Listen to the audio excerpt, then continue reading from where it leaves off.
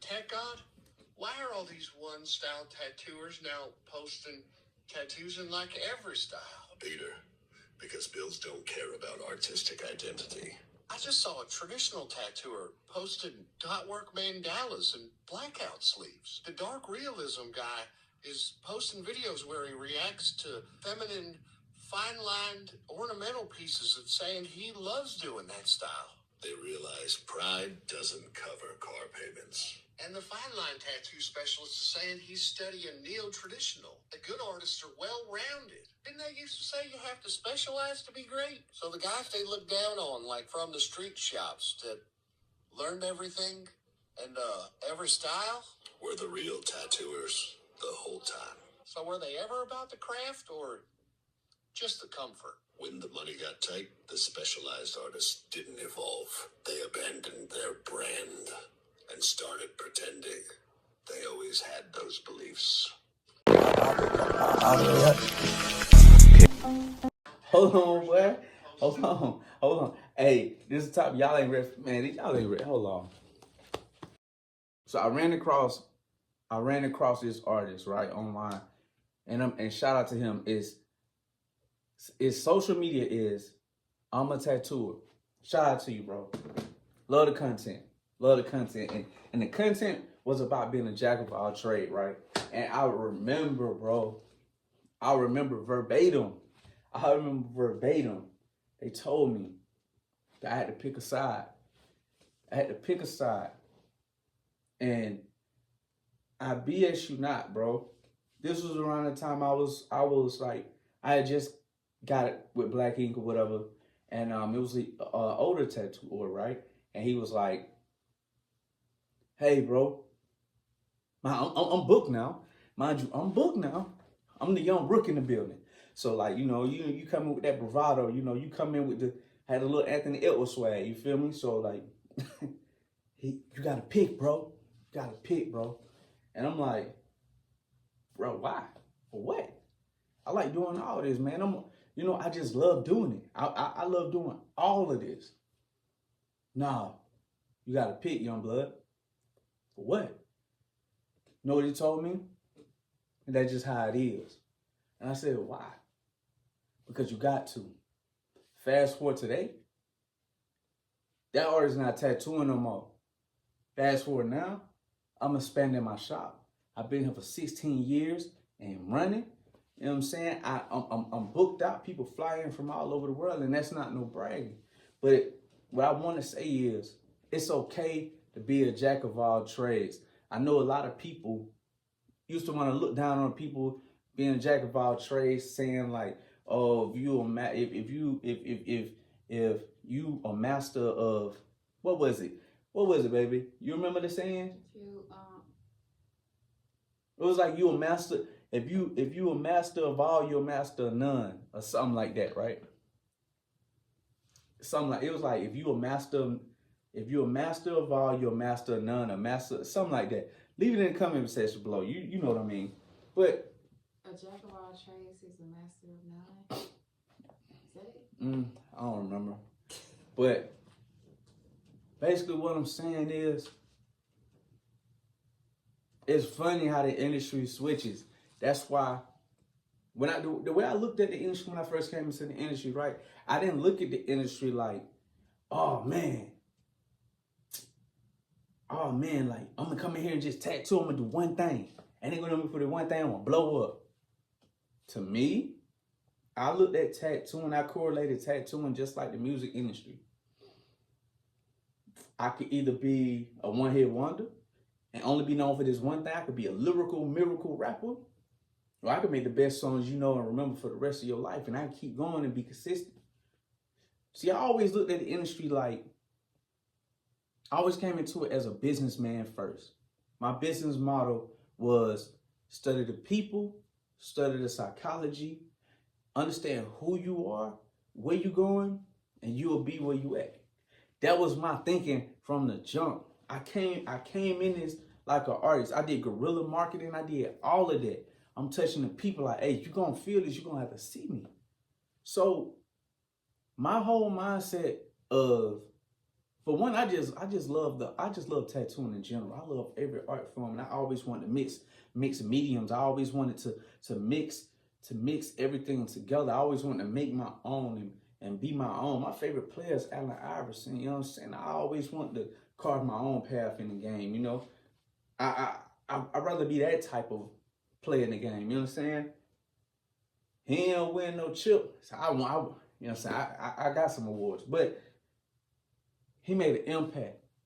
I was always big on making an impact. So being a jack of all trade and not specializing on one thing, I always saw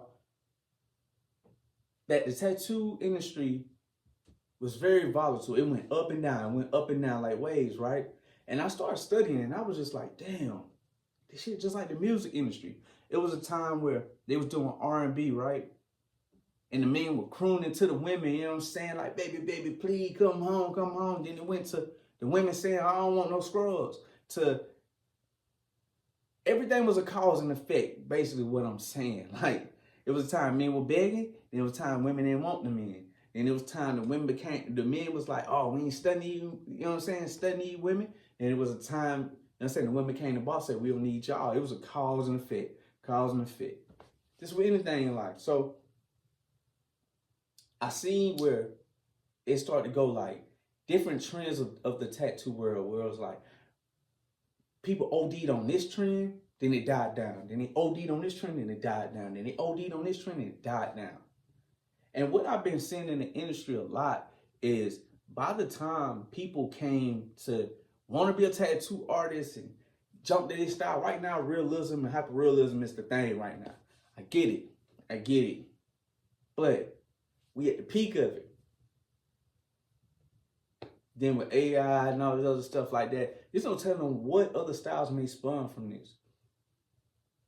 I've seen so many artists only adapt to this one thing, and when this style died out, they had nothing else left in the tank.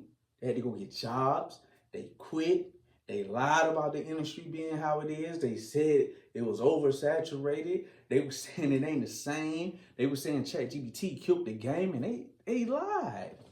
They lied. They had one trick. A lot of them had one trick. A lot of them was too lazy. A lot of them thought that their art would save them. And just like musicians, I keep going back to music, just like musicians, your hit song or how good you can rap won't save you. Look how many great artists is that ain't here no more. Drake is one of the greatest artists of all time. Why? Because he's able to adapt to every situation. And art is the same way. Tattooing is the same way. So that's why I always saw myself and I always wanted to adapt. I'm like, okay, this is what they on. Okay, I'm gonna give you my version of this. Okay, this is what they on. I'm gonna give you my version of this. But I'm still gonna mix it up. I'm gonna still give you what I like too. And I'm gonna still do my thing. That's why my audience love me. That's why my clients love me. So that video right there, man, shout out to I Am Tattooer. That was a great topic, a great video, because at the end of the day, when you creating, don't let nobody tell you where you need to go in this game.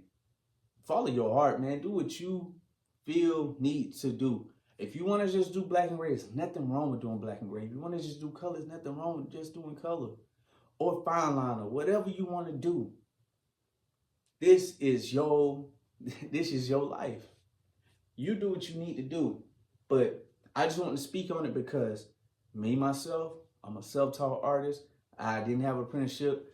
You know, I had to learn from some of the greats. I had to get my respect in the game. I came up through the underground. I've been tattooing 16 years. I started out with core machines. I started out in the housing, tattooing in apartments, tattooing in sheds. Started out in college.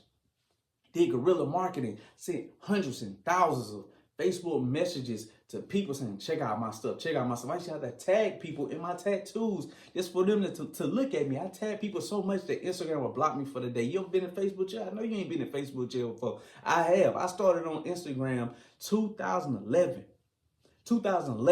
So shout out, all that stuff. I did everything I could to get to where I am. So I came from a place where I called the path from where I'm from, a very small town, Fort Valley. 478, Middle Georgia. I am the first, the most known tattoo artist to come out where I'm from and carve my own path. It wasn't no apprenticeships available where I was. It was biker shops, and they didn't want to tattoo. They didn't want me to apprentice there. So I made my own way, and I got around. I got my respect. And if you somebody like me, and you like this topic, you understand? Like, comment, subscribe, man. Follow. I got more content, man. I'm just like y'all. I'm a self-taught artist, man. I'm an internet artist. So what they say, I'm the first generation of the internet artists. You know what I'm saying? I'm winning awards. So I'm like, even if I'm talking to 5, even if I'm talking to 2 people, as long as I reach them 2 people, and it reach them 2 people, because I used to watch this one dude on the internet when I first wanted to be a tattoo artist, right? Named Johnny Goat. They hated his guts. Not every artist is trying to be some type of master, some type of craftsman, or some type of authority in the industry now. When, you know, a lot of them I know, and it's like, some people shouldn't be teaching nobody shit. Yeah. But I came from an era of when I used YouTube, and I couldn't get an apprenticeship, right?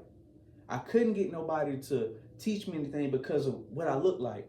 They didn't want to look at my portfolio, even though I knew I would be great. I had to eager to learn. I wasn't arrogant or nothing. And I used to wish and hope it was somebody like me to talk to somebody like me. So these type of videos, what I'm doing right here, is not really for, it's not really for the masses, because I know everybody don't understand tattooing.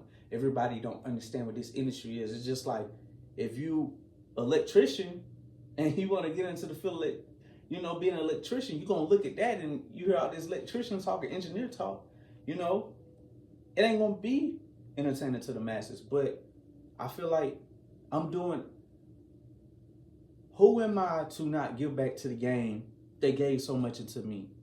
Who am I to take so much from a game that helped change my life and alter my life and not give back to the game?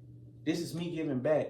This is me giving my thank you. Because one day somebody gonna see this and they're gonna be like, man, bro kept it real. Like, one day I want somebody like me, or somebody who, you know, like Tupac said, I may not change the world, but I may spark the brain of the child or the artist or whoever that want to be like me.